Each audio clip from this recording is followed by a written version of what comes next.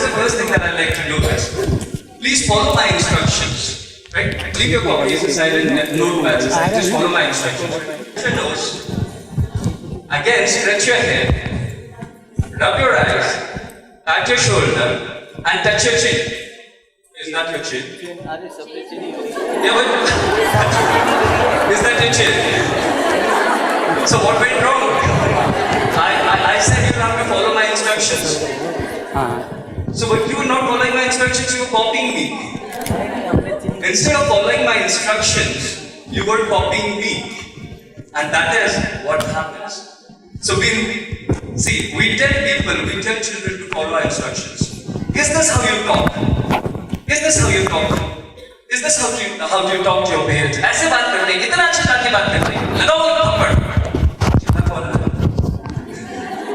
So how do you want kids to learn? Because they are not listening to the instructions, they're actually copying you. So I thought that I'll share some